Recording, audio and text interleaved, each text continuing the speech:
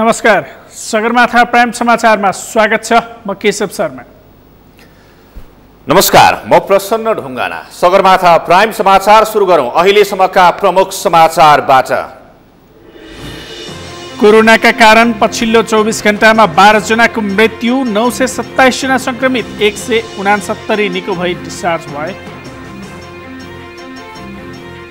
सरकारले विभिन्न 3 मुलुकका लागि सिफारिस गरेका राजदूतहरूको संसदीय सुनवाई सुरु। संसदीय सुनवाई समितिबाट 10 दिनभित्र उजुरी आह्वान। जिल्ला अस्पताल बर्दियाको व्यवस्थापकीय पक्षमा सुधार, गुणस्तरीय सेवा पाउने भएपछि छिमेकी जिल्लाका बिरामी समेत पुग्न थाले। विश्वमा कोरोना भाइरसका कारण 8,36,000 बढीको मृत्यु। हालसम्म 2,46,65,000 बढी संक्रमित। र क्रिस्टियानो रोनाल्डोले जिते युएफए गोल अफ द सिजनको अवार्ड। मार्सल सावेजरलाई पछि पार्दै रोनाल्डोले पाए सर्वाधिक मत।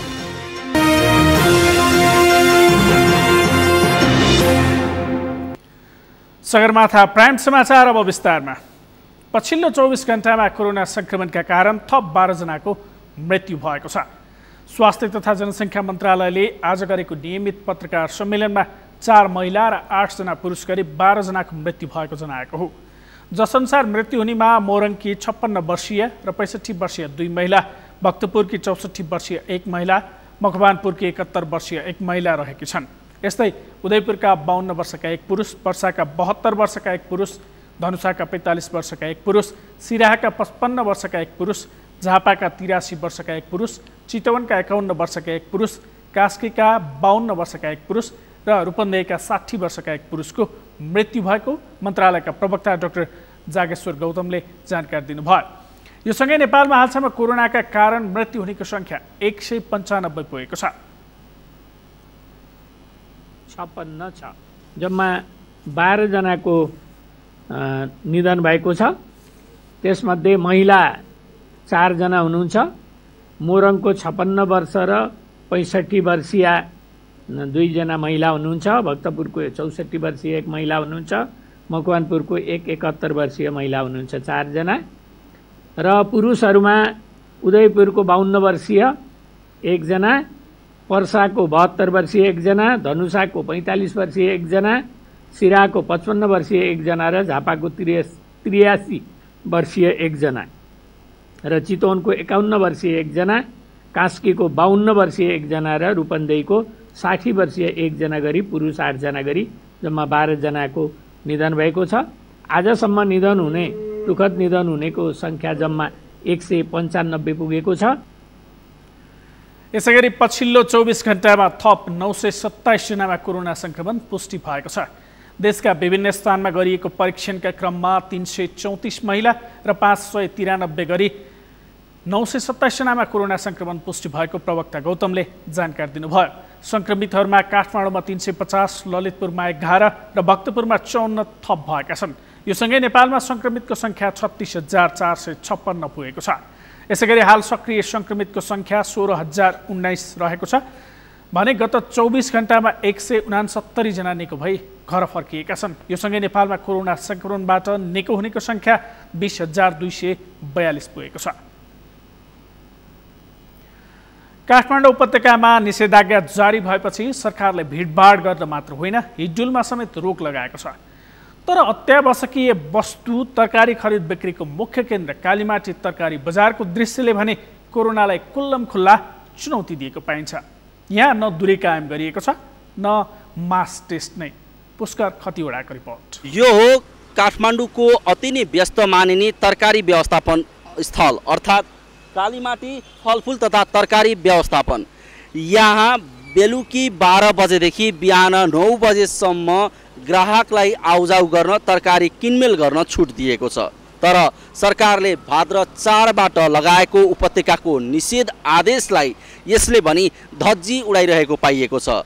न त कुनै सामाजिक दूरी, खुल्लम खुल्ला पैसाको लेनदेन र नजिकैबाट मानिसहरू जाँदा कतिपयले मास्क समेत लगाएका छैनन्। यो अवस्थामा कोरोना संक्रमण सर्ने दर उच्च देखिन्छ।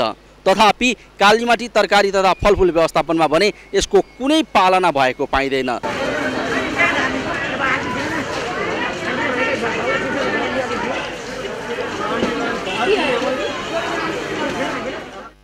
भदौ 4 गतेबाट काठमाडौँ उपत्यकामा निषेधाज्ञा जारी छ। अत्यावश्यक सेवा र काम प्रयोजन बाहेक हिन्डुलमा समेत रोक लगाइएको छ। काठमाडौँ उपत्यकामा कोरोना संक्रमण बढ्न थालेपछि जिल्ला प्रशासन कार्यालयले संक्रमण नफैलियोस् भनेर निषेधाज्ञा जारी गरेको हो। तर के निषेधाज्ञाले मात्र कोरोना नियन्त्रण हुन्छ? निषेधाज्ञाको क्रममा पनि अत्यावश्यक वस्तुको बिक्री खुल्ला छ। त्यसैले कालीमाटी तरकारी बजारलाई मध्यरात 12 बजेबाट बिहान 9 बजेसम्म तरकारी किनबेचका लागि खुल्ला राख्ने अनुमति दिएको छ। मध्यरातबाट बाहिरी जिल्लाबाट तरकारी कालीमाटी भित्रिने गर्दछ, जसलाई किन्ने बिहान 2 बजेदेखि खुद्रा व्यापारीको घुइँचो लाग्ने गर्दछ। अझ बिहान 4 बजेपछि खुद्रा ग्राहक समेत कालीमाटी पुग्ने गर्दछन्।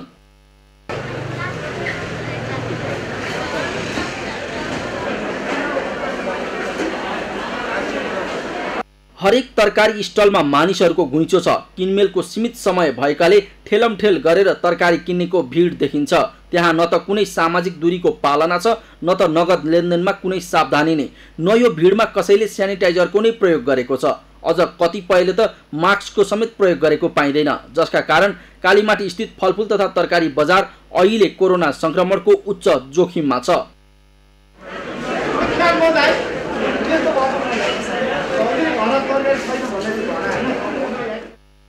बजार सञ्चालन र व्यवस्थापनको प्रक्रियालाई कोरोना जोखिममुक्त बनाउन समितिका पदाधिकारीहरूको कुनै सक्रियता पाइँदैन। समितिका पदाधिकारीहरू यस प्रकारको भिड र कोरोनाको जोखिम नियन्त्रणमा उति सचेत वा सक्रिय भएको पाइएन।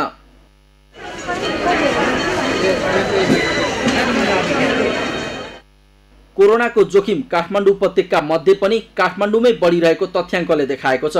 जहाँ बढी भिड हुन्छ कोरोनाको संक्रमणको खतरा पनि त्यही ठाउँमा हुन्छ। तर मानिसको अत्याधिक चाप भएको कालीमाटी तरकारी बजारमा भने भिडलाई व्यवस्थित गर्ने, दूरी कायम गर्ने काम नभएको मात्र होइन, संक्रमण बढेसँगै सरकारले यस ठाउँमा कोरोनाको मास टेस्ट समेत गरेको छैन। यसले ग्राहक, खुद्रा व्यापारी मात्र होइन, कालीमाटी बजार क्षेत्रमा प्रत्यक्ष रूपमा कृषि उत्पादनको खरिद बिक्री कार्यमा संलग्न हुने व्यवसायी, ढुवानीमा संलग्न व्यक्ति, भरिया तथा मजदुर, सफाई मजदुर, सुरक्षाकर्मी तथा कर्मचारीमा समेत कोरोना संक्रमणको जोखिम बढाएको छ। भाद्र 4बाट काठमाडौँ उपत्यकामा कोरोना संक्रमण दर बढेको भन्दै त्यसलाई घटाउन निषेध आदेश जारी गरिएको छ। सरकारी तवरबाट गरिएको यो प्रयास केही हदसम्म सफल त रह्यो, तर सबै क्षेत्रमा कडी कडाउ गर्न नसक्दा यसको असर पर्ने देखिन्छ।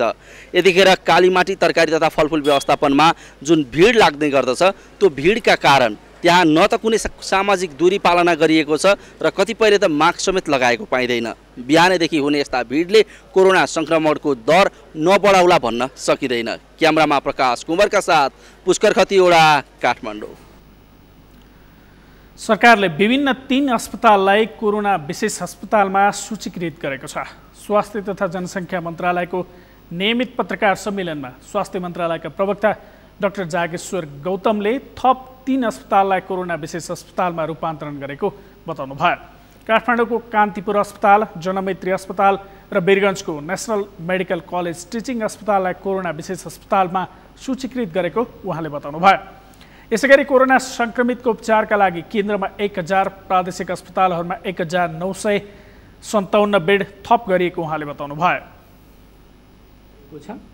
प्रादेशिक अस्पतालमा 1957 बेड थप गरेको छ र स्थानीय पालिका लेभलमा 649 पालिका जसमा अहिले अस्पतालहरू छैनन्, त्यस्तो पालिकाहरूमा हरेक पालिकामा 5 बेडको अस्पतालको दरले 3245 बेड थप गरिएको छ र यो चाहिँ जनशक्ति सहित हो। र आज मात्रै 3वटा थप अस्पताललाई कोभिड-19 अस्पतालमा सूचीकृत गरिएको छ। यी 3वटा अस्पतालहरू वीरगञ्जको national medical college teaching hospital, काठमाडौँको कान्तिपुर अस्पताल र जनमैत्री अस्पताललाई कोभिड-19 अस्पतालमा सूचीकृत गरिएको छ। यस्तै विभिन्न 649 स्थानीय निकायहरूमा जनशक्ति सहितको 5-5 बेडका दरले 3245 गरी जम्मा 6202 बेड थप्ने निर्णय भएको उहाँले बताउनु भयो। पछिल्लो समय बाँके जिल्लामा समुदाय स्तरमा कोरोना फैलिएपछि सामान्यदेखि समाजमा प्रतिष्ठित व्यक्तिहरू भाइरसबाट संक्रमित हुन पुगेका छन्। जिल्ला कोरोनाले आक्रान्त बनाए पनि दैनिक जसो निको भएर जानेको सङ्ख्या पनि बढी नै रहेको छ। कोरोना सङ्क्रमणपछि आइसोलेसनमा बसेकाहरूको चाहिँ कस्तो अनुभव गरिरहेका छन् त? बाँकेको सुशील कोइराला प्रखर क्यान्सर अस्पतालमा मधु पौडेलले तयार पारेको यो रिपोर्ट। पछिल्लो समय बाँकेमा सर्वसाधारणदेखि राजनीतिक दलका प्रतिनिधि, व्यवसायी, नागरिक समाजका अगुवा, स्वास्थ्यकर्मी, सुरक्षाकर्मी, सञ्चारकर्मी सहित सबैमा कोरोना सङ्क्रमण पुष्टि भएको छ। बिहिबारसम्मको तथ्याङ्क अनुसार जिल्लामा अहिले 257 जना र अन्य जिल्लाका 1 जना गरी 258 जनालाई 25 आइसोलेसनमा राखिएको छ, जसमा कोरोना निको भएर जानेहरूको सङ्ख्या पनि उल्लेख्य रहेको छ। कोरोना जितेर घर फर्किएका मध्येका विनोद पौडेल आफूमा कोरोनाको लक्षण देखिएपछि चेक गराउँदा कोरोना पुष्टि भएको अनुभव सुनाउँछन्। आज चाहिँ पिसिआर टेस्टको लागि स्वाब दिएँ, 26 गते रिजल्ट आयो। त्यो रिजल्ट आउने बेलासम्ममा मलाई लगभग सबै कुराहरू नर्मल भइसकेका थिए। ज्वरो, दुखाइ लगायत अरू कुराहरू नर्मल भइसकेका थिए। कोरोना लागेर आइसोलेसनमा बसेकाहरूमध्ये सबैलाई लक्षण भने देखिएको छैन। कतिपय बिरामीमा सुरुमा कुनै पनि लक्षण नदेखिए तापनि परीक्षणपछि बिस्तारै स्वाद र गन्ध थाहा नपाउने लक्षण देखा परेका थिए। तर कोरोना जितेर घर फर्कनै लाग्दा समेत कतिपयमा भने लक्षण नै देखिएको छैन। तर पनि चेक जाँचमा कोरोना पुष्टि भएपछि उनीहरू आइसोलेसनमा बसेका थिए। वास्तवमा कुनै लक्षण देखेर मलाई कुनै अप्ठ्यारो भएर चाहिँ म चेक गराउन गएको थिएन। मैले यहाँ आएपछि चाहिँ एउटा नयाँ आफूमा चाहिँ के म अनुभव गरेँ भन्दाखेरि मैले चाहिँ कुनै पनि स्मेल चाहिँ मलाई कुनै पनि स्मेल मैले थाहा पाएँ, गन्धहरू चाहिँ मैले थाहा पाएँ। कोरोना जित्नका लागि कोरोना विशेष अस्पतालमा त्यस्तो कुनै औषधि नखाएको र तातो पानी मात्रै खाएर निको भएको सङ्क्रमण जितेकाहरूको अनुभव छ। मलाई त्यस्तो सिम्टम त त्यस्तो केही थिएन। अब हल्का रुगाखोकी लागेको थियो। हामीले अब तातो पानीहरू चाहिँ खाइयो भनौँ, मेडिसिनहरू त हामीले केही पनि युज गरिएन यहाँमा। अब खासै त्यस्तो केही पनि मिसाएनौँ, कुनै समस्याहरू पनि परेन। कोरोना बिरामीहरूको सुखद अनुभव भए पनि महत्त्वपूर्ण समयमा गहन जिम्मेवारी बेहोरिरहेका स्वास्थ्यकर्मीको अनुभव भने त्यति सकारात्मक छैन। पिपिई लगाएर काम गर्नु साह्रै गाह्रो हुने भएकाले असाध्यै कष्टपूर्ण अवस्था हुने भए पनि सङ्क्रमितहरू निको भएर जानेको सङ्ख्या बढ्दा भने खुसी मिल्ने गरेको उनीहरू बताउँछन्। उनीहरूलाई पछिल्लो समय गम्भीर अवस्थाका बिरामीहरू बढ्न थालेकोमा चिन्ता बढेको छ। उपचारको क्रममा अब समस्या भनेको पिपी लगाएर माथि बसिराख्ने मात्रै समस्या हुन्छ। बिकज एकदमै हिटेड इन्भाइरोमेन्ट भइहाल्छ, पसिना आउँछ, आँखा अगाडि त्यो धमिलो पनि हुन्छ कति बेला। त्यो सब गर्ने बेलामा हल्का चाहिँ गाह्रो पर्छ। त्यो बाहेक पेसेन्टलाई आउटकम राम्रो भइरहेछ, त्यसको चाहिँ एकदमै खुसी लाग्छ। बाँकेमा कोरोना सङ्क्रमित हुनेको सङ्ख्या दिनौ बढिरहेको छ। बिहिबारसम्मको तथ्याङ्क अनुसार जिल्लामा 956 जनामा कोरोना सङ्क्रमण देखिएको छ भने कोरोना जितेर जानेको सङ्ख्या पनि बढी नै रहेको छ। हालसम्म 693 जना कोरोना जितेर घर फर्किसकेका छन्। तर कोरोना सङ्क्रमणकै कारण बाँकेमा 6 जनाले ज्यान गुमाइसकेका छन्। सगरमाथा टेलिभिजनका लागि बाँकेबाट मधु पौडेलको रिपोर्ट। सप्तरीमा कोरोना भाइरसको परीक्षण तीव्र पार्न भिटिएम अभावले समस्या भएपछि प्रदेश 2 सरकारले 1500 भिटिएम उपलब्ध गराएको छ। जिल्ला स्वास्थ्य कार्यालयका अनुसार प्रदेश 2 सरकारको प्रादेशिक स्वास्थ्य कार्यालय आपूर्ति व्यवस्थापन केन्द्र मार्फत शुक्रबार गजेन्द्र नारायण सिंह अस्पतालको पिसिआर प्रयोगशालाका लागि 100-500 थान भिटिएम प्राप्त भएको हो। जिल्लामा कोरोना परीक्षणको दायरा बढाउँदै लगेपछि केही दिन यता दैनिक 200 देखि 300 सम्मको स्वाब सङ्कलन गरी पिसिआर परीक्षण थालिएको हो। पछिल्लो पटक 120 थान मात्र भिटिएम स्टक बाँकी भएपछि कोरोना परीक्षण सुस्त बनेको थियो। सप्तरीमा हालसम्म 13,372 जनाको स्वाब सङ्कलन गरी परीक्षण गरिएको छ। जिल्लामा दैनिक कोरोना सङ्क्रमित थपिँदै गई सङ्क्रमितको सम्पर्कमा आएका तथा स्वइच्छाले पिसिआर गराउनेको सङ्ख्या समेत बढ्दै गएकाले प्रदेश सरकारसँग थप भिटिएम माग गरिएको जिल्ला स्वास्थ्य कार्यालयका प्रमुख दुनियालाल यादवले जानकारी दिनुभयो। सप्तरीमा हालसम्म 5 जनाको कोरोनाबाट ज्यान गएको छ भने सङ्क्रमितको सङ्ख्या 779 पुगेको छ।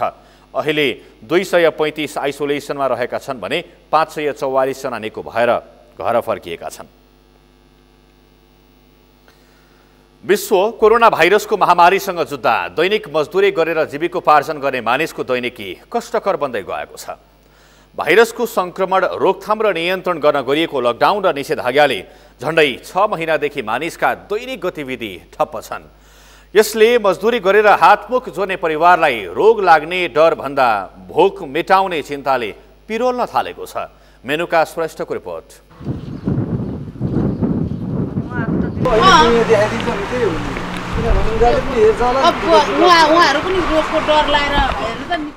कोरोनाको महामारी रोक्न गरिएको लकडाउन त 4 महिनापछि अन्त्य भयो।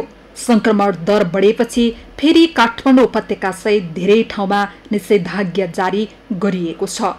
भाइरस रोकथाम गर्न सरकारले चालेका कदमले मजदुरको दैनिकी भने कष्टकर बन्न थालेको छ। पहिला जामे काम गर्दा लकडाउन गरेर पढा भाडा तिर्न नभएर अहिले यस्तो हालतमा रोडमा बसेको छु। भाडा महँगै भयो, लकडाउन काम पनि भएन, काम पनि छिप्लियो। अब यो अरू के काममा छैन। मजदुरी गरेर जेनतेन जीवन चलाएका धेरै मानिस अहिले सडकमै पुगेका छन्। सबैतिर कोरोनाको त्रास र जोखिमको कुरा चल्दा कोरोनाकै कारण सडकमा पुगेका मजदुरको पीडा भने असह्य छ। हामी लकडाउन र निषेधाज्ञाबाट उत्पन्न परिस्थितिले पीडित बनेकाको अवस्था बुझ्न जाँदा उनीहरूले पीडा मात्र सुनाएनन्, सरकार निकम्बा भएको भन्दै आक्रोश पनि पोखे। सरकारलाई तर गरिबलाई के आउँछ? केही नै आउँदैन। सब सरकारको आफ्नो पेट पाल्ने मात्रै हो। बाहिरबाट नसहयोग नगरेको होइन, सरकारलाई धेरै सहयोग छ, तर सरकारले किन गरिबलाई हेर्दैन? त्यो गरिबलाई हेर्नु पर्यो। हाम्रो दुःख छ किन? हामी बोकेर हिँड्छौँ। खाना त कता कता कता कता दिन्छ खानालाई, कुन टेन्सन हुँदैन होइन। तर चिया खाने नखाने सुत्ने र पानीहरूको व्यवस्थै छैन। हामी भोकभोकै भएर ज्वरो आउने मरे मरोस् भनेर उगारे हो क्या यो खास गरी। अनि हामीलाई यहाँनिर घर जान नपाइसकेपछि हामी मरिँदैन। खाना अलि आधी पेटले कहिले मान्छे बाँच्छ? बाँच्दैन नि। आजभन्दा भोलिभन्दा त्यतिकै सुक्दै जाँदा मान्छे दुब्लाउँदै जान्छ। दुब्लाउँदै गइसकेपछि अनि त्यहाँबाट मर्ने कारण त्यो हो। अब हामीलाई खाना भनेको पनि पुरा देखेन कि खाना पुरा दिनु पर्यो कि हामीलाई घर जान दिनु पर्यो कि गाडी खुलाइदिनु पर्यो। राजधानीमा अलपत्र परेका मानिसलाई केही सामाजिक अभियान चलाएर बसेका युवाले खानपानको सामान्य व्यवस्था गर्ने गरेको पाइएको छ। कसरी व्यवस्थापन हुँदैछ अलपत्र परेकालाई खानपानको व्यवस्था? हामी युवाहरू लगभग 300 देखि 400 को हाराहारीमा छौँ। कोही पोखरामा छौँ, कोही सिन्धुपाल्चोकमा छौँ, कोही काठमाडौँमा छौँ। तर अहिले यो कोभिडको कारणले गर्दा हामी सबै एक जम्मा भएर चाहिँ छुट्ने अवस्था पनि छैन। त्यही भएर हामी 3 जना जस्तै हाम्रो मेरो 2 जना भाइहरू र म हामी 3 जना चाहिँ हाम्रो मूलपानीमा भएको अफिसमा हामी खाना पकाउँछौँ र यस्तै प्याकिङ गरेर सडकमा लगेर चाहिँ अब यस्तै खानाको समस्या भएको मान्छेलाई एक छाक भए पनि तातो भात खुवाउने भन्ने हिसाबमा। शुक्रबार राजधानीका विभिन्न क्षेत्रमा भेटिएका यी प्रतिनिधि उदाहरण मात्र हुन्। परिश्रम गरेर हातमुख जोड्ने काठमाडौँका धेरै परिवारको अहिले बिचल्ली भएको छ। धेरै कोठा भाडा तिर्न नसकेर सडकमा आएका छन् भने धेरैले काठमाडौँलाई नै छोडेर घर फर्किएका छन्। कोरोना भाइरसको महामारीसँग हामी सचेत र सतर्क रहनुपर्छ। तर कोरोनाकै बहानामा कुनै पनि नेपाली अलपत्र पर्नु हुँदैन। यसतर्फ सरकार र सरोकारवाला निकायले उचित ध्यान दिन जरुरी छ। सगरमाथा टेलिभिजनका लागि क्यामेरामा उत्सव वाग्लेका साथ मेनुका श्रेष्ठ, काठमाडौँ। संसदीय सुनवाई समितिले विभिन्न देशका लागि राजदूतमा सिफारिस भएका 3 जना विरुद्ध उजुरी आह्वान गरेको छ। सिंहदरबारमा आज बसेको समिति बैठकले बेल्जियम र युरोपियन युनियनका लागि राजदूत सिफारिस भएका गेहेन्द्र राज भण्डारी, पाकिस्तानका लागि सिफारिस भएका तापस अधिकारी र जर्मनीका लागि सिफारिस भएका रामकाजी खड्का विरुद्ध समितिले उजुरी आह्वान गरेको हो। उजुरीका लागि 10 दिनको समयावधि तोकिएको छ। अबको 10 दिनभित्र जो कोहीले पनि सुनवाई समिति समक्ष राजदूत सिफारिस भएका 3 जना विरुद्ध उजुरी दिन सक्ने गरी उजुरी आह्वान गरिएको समितिका सभापति लक्ष्मणलाल कणले जानकारी दिनुभयो। प्रस्तावित व्यक्तिका सम्बन्धमा सूचना तथा उजुरी सङ्कलन गर्ने उद्देश्यले सरकारी सञ्चार माध्यमहरू मार्फत सूचना सार्वजनिक गर्ने समिति सचिवलाई निर्देशन दिन्छु। भाद्र 1 गते बसेको मन्त्री परिषद बैठकले 3 जनालाई राजदूतमा सिफारिस गर्ने निर्णय गरेको थियो। सिफारिस भएकाहरूको नाम संसदीय सुनवाई विशेष समितिले अनुमोदन गरेपछि राष्ट्रपतिले नियुक्त गर्ने संवैधानिक व्यवस्था छ। सगरमाथा प्राइम समाचारमा पालो भएको छ विश्रामपछि जिल्ला अस्पताल बर्दियाको व्यवस्थापकीय पक्षमा सुधार। गुणस्तरीय सेवा पाउने भएपछि छिमेकी जिल्लाका बिरामीहरू समेत अस्पताल पुग्न थाले। प्राकृतिक विपत्तिबाट जोगिन प्रदेश सरकारको पूर्व तयारी। बाढी तथा पहिरोबाट पीडित बनेकाहरूलाई राहत तथा सहयोग। र विश्वमा कोरोना भाइरसका कारण 8,36,000 बढीको मृत्यु, हालसम्म 2,46,65,000 बढी संक्रमित।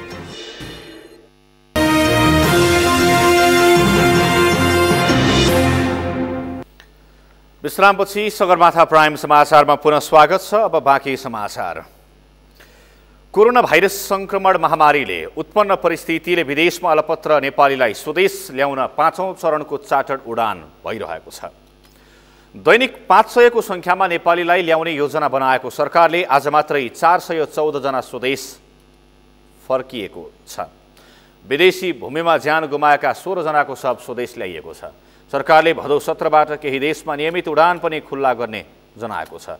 कुलचन्द्र विष्टको रिपोर्ट।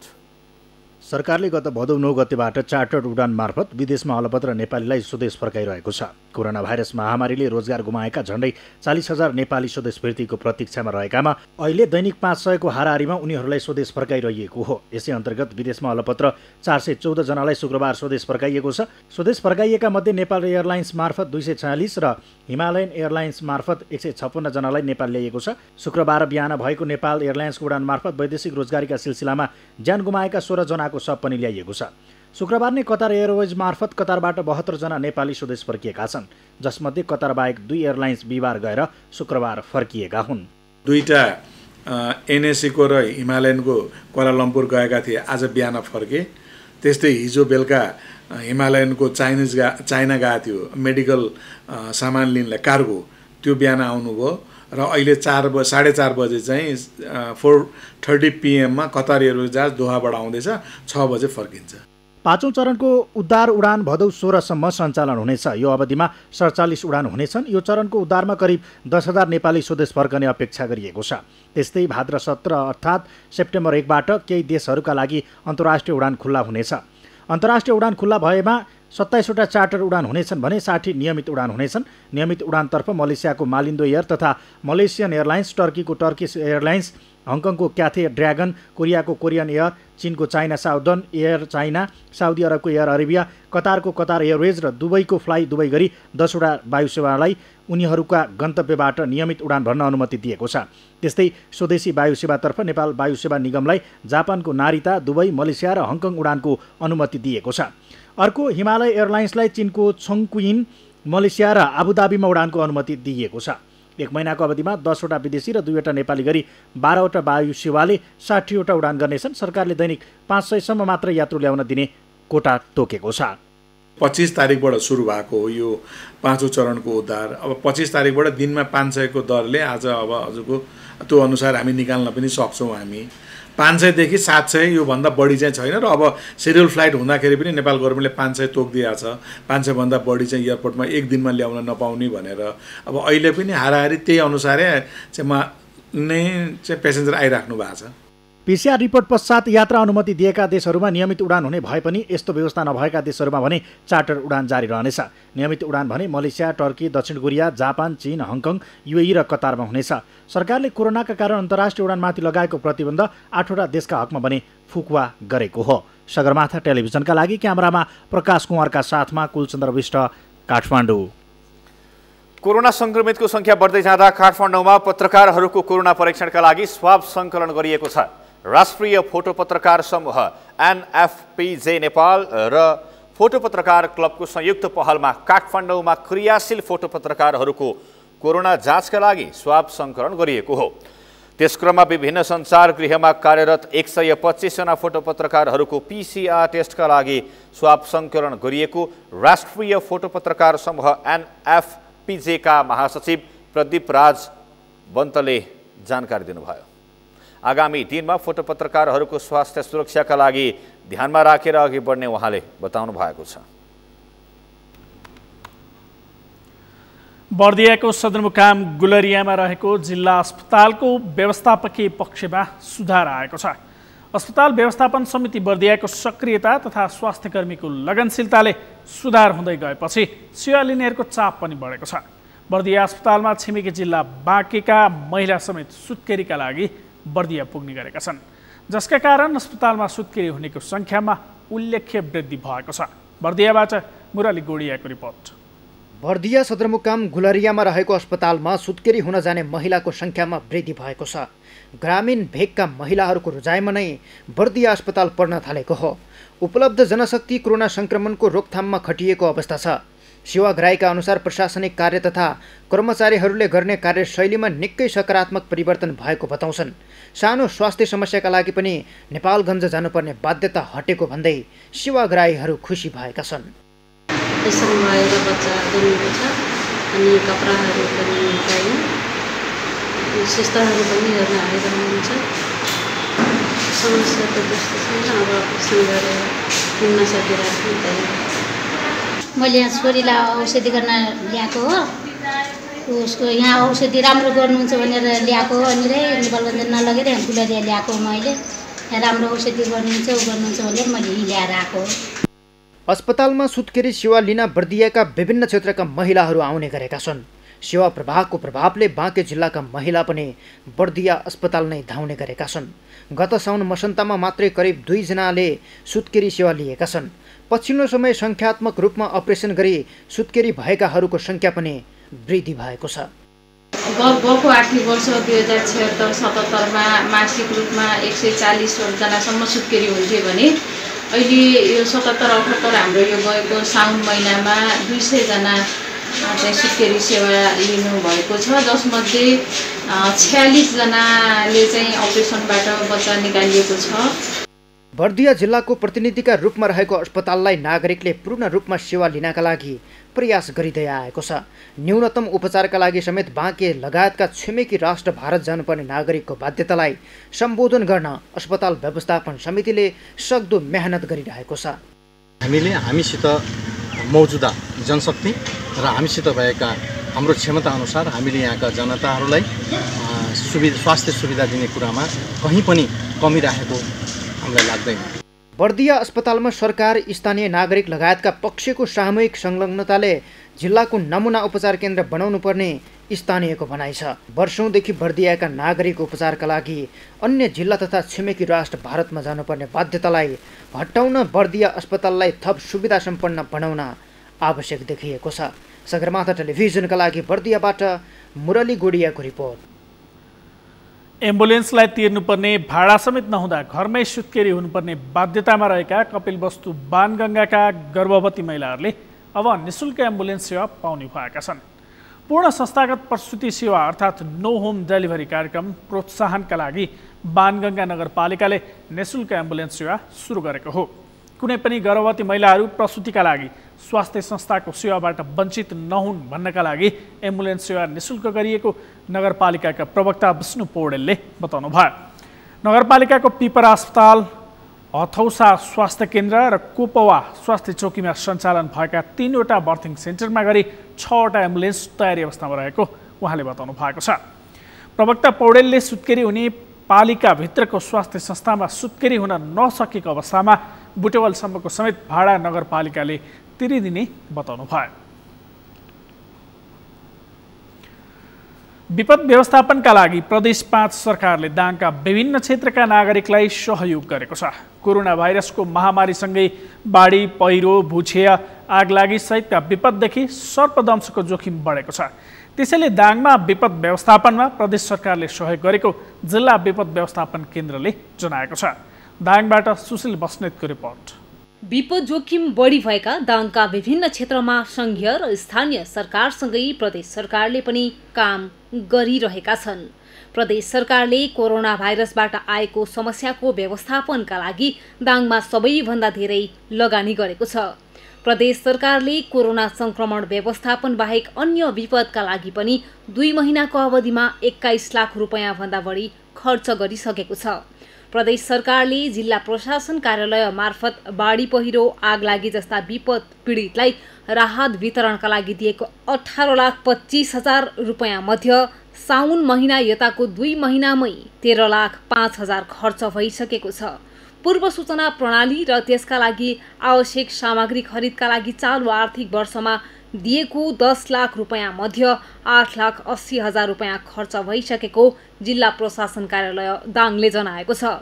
जिल्लाको विपद व्यवस्थापनका लागि प्रदेश सरकारले सूचना केन्द्र स्थापना, पूर्व सूचना प्रणालीको विकास तथा सञ्चालनका लागि आवश्यक कर्मचारी व्यवस्थापन, राहत वितरण र क्षति भएका घर पुनर्निर्माणका लागि सहयोग गरिरहेको छ।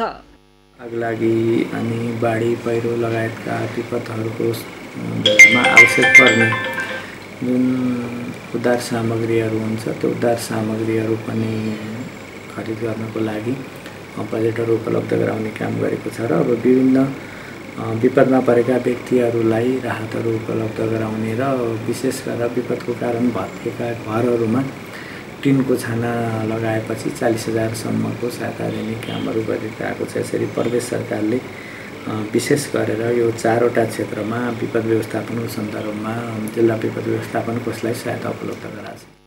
दाङमा बाढी पहिरो, डुबान, सर्पको टोकाई जस्ता विपद व्यवस्थापनका लागि प्रदेश सरकारले काम गरिरहेको छ। प्रदेश नम्बर 5 का आन्तरिक मामिला तथा कानुन मन्त्री कुलप्रसाद केसीका अनुसार डुबान, उद्धार र बाढी पहिरोका लागि अलग अलग कार्यविधि बनाएर प्रदेश सरकारले कार्यान्वयनमा ल्याएको हो।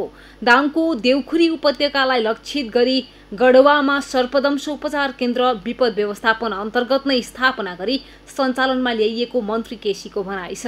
डुबान क्षेत्रहरू त्यसका निम्ति छुट्टै कार्यक्रम बनाएका छौँ।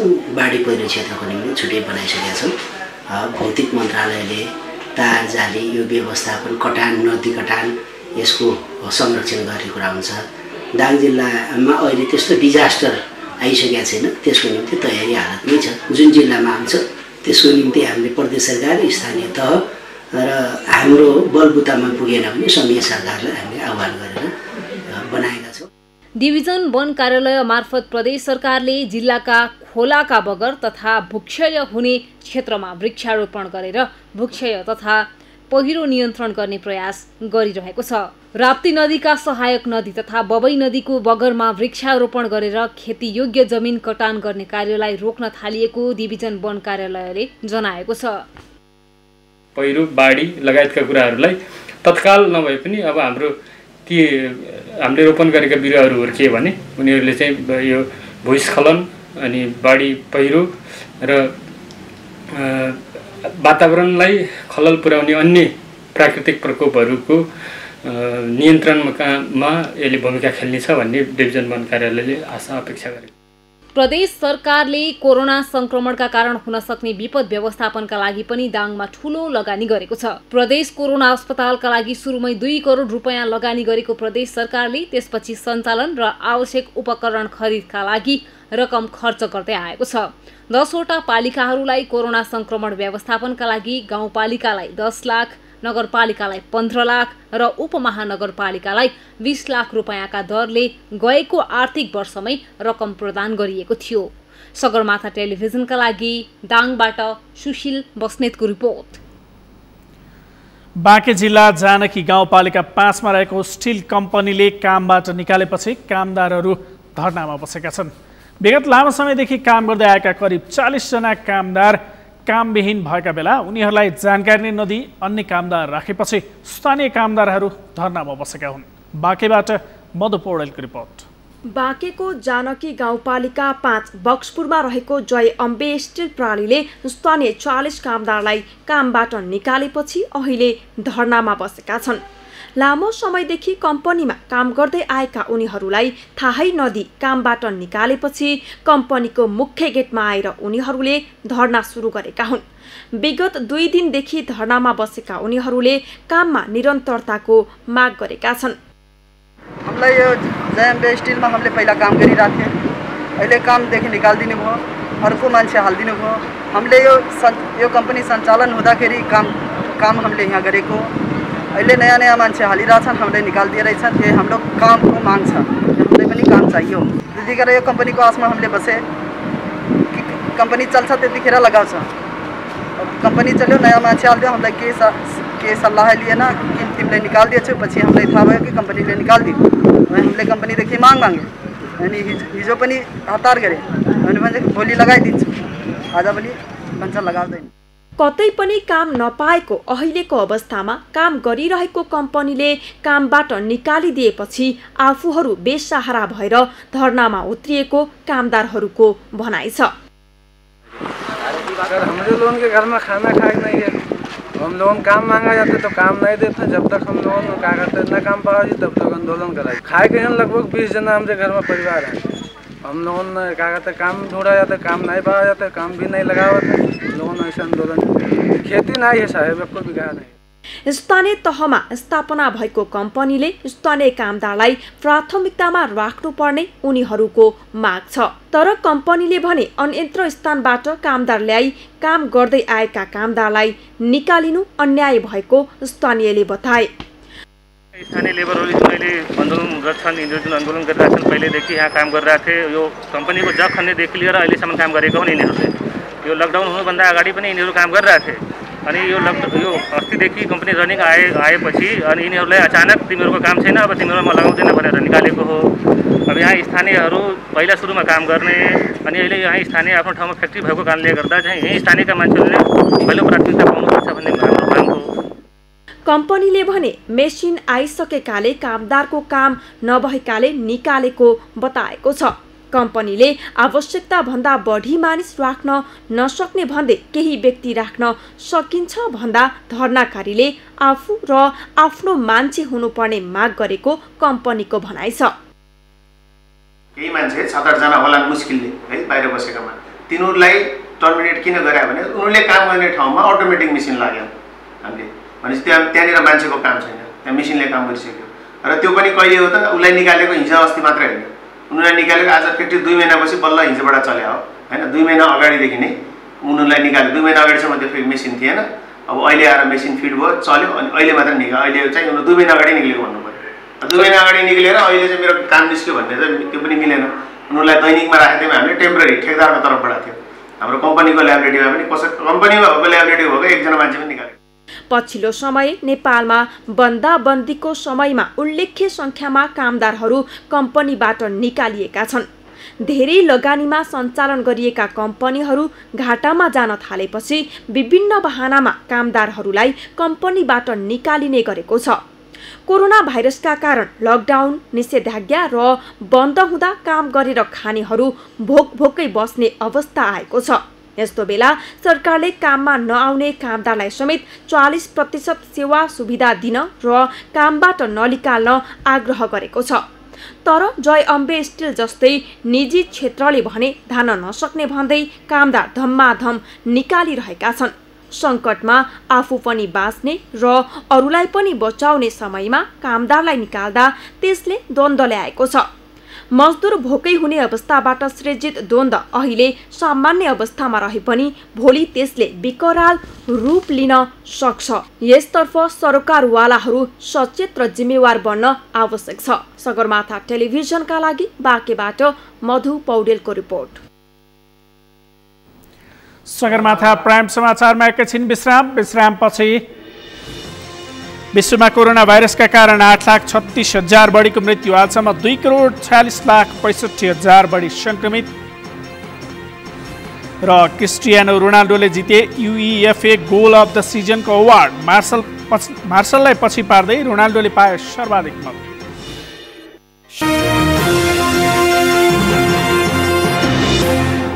अब पालो अर्थ समाचारको। अर्थ समाचारका प्रायोजक हो आफ्नो विश्वास हो त्रिशक्ति सिमेन्ट। कोरोनाको जोखिम बढेको भन्दै सरकारले निषेधाज्ञा जारी गरेपछि काठमाडौँ उपत्यकामा तरकारीको भाउ आकाशिएको छ। आपूर्ति व्यवस्था सहज बनाउने कुनै योजना बिनै सरकारले लकडाउन र निषेधाज्ञा जस्ता आवत जावतमा कडाई गर्ने व्यवस्था लागू गर्दा तरकारीको भाउ आकाशिएको हो। कालीमाटीको थोक बजारमै हरियो ताजा तरकारीको भाउ निकै बढेको व्यापारीहरूको भनाइ छ। तरकारीको भाउ नै बढ्न थालेपछि साना व्यापारीहरू पनि तरकारीको व्यवसाय गर्न आकर्षित भएका छन्। अन्य व्यवसाय गरेका साना व्यापारीहरूले भने थोरै परिमाणमा तरकारी बिक्री वितरण गर्न थालेका छन्। सामान्य अवस्थामा कालीमाटी बजारमा दैनिक 5 देखि 6 लाख किलो तरकारी आयात हुने गरे पनि निषेधाज्ञाका कारण आयात घटेको कालीमाटी बजारको तथ्याङ्कले देखाएको छ। त्यस्तै निषेधाज्ञा लगतै दैनिक उपभोग्य खाद्यान्नको मूल्यमा समेत वृद्धि हुन थालेको गुनासो सर्वसाधारणले गरेका छन्। हामी सगरमाथा प्राइम समाचारको अन्त्यमा छौं। अन्तमा प्रमुख समाचार फेरि एकपटक। कोरोनाका कारण पछिल्लो 24 घण्टामा 12 जनाको मृत्यु, 927 जना संक्रमित, 169 निको भई घर फर्किए। सरकारले विभिन्न 3 मुलुकका लागि सिफारिस गरेका राजदूतहरूको संसदीय सुनवाई सुरु। संसदीय सुनवाई समितिबाट 10 दिनभित्र उजुरी आह्वान। जिल्ला अस्पताल बर्दियाको व्यवस्थापकीय पक्षमा सुधार, गुणस्तरीय सेवा पाउने भएपछि छिमेकी जिल्लाका बिरामी समेत पुग्न थाले। विश्वमा कोरोना भाइरसका कारण 8,36,000 बढीको मृत्यु, हालसम्म 2,46,65,000 बढी संक्रमित। र क्रिस्टियानो रोनाल्डोले जिते UEFA गोल अफ द सिजनको अवार्ड। मार्सललाई पछि पार्दै रोनाल्डोले पाए सर्वाधिक मत। हवस् त सगरमाथा प्राइम समाचार अहिलेलाई सकियो। तपाईँ समाचार बुलेटिनका साथै सगरमाथा टेलिभिजनका सम्पूर्ण कार्यक्रम www.sagarmatha.tv मा पनि पढ्न र हेर्न सक्नुहुनेछ। युट्युबमा youtube.com/sagarmatha TV नेपालमा हेर्न सक्नुहुनेछ। तपाईँ हामीलाई फेसबुकमा पनि facebook.com/astv नेपालमा फलो गर्न सक्नुहुनेछ। समाचारको शिखर, नेपालको गौरव, नेपालको पहिलो न्युज च्यानल सगरमाथा टेलिभिजन हेर्दै गर्नुहोला। नमस्कार।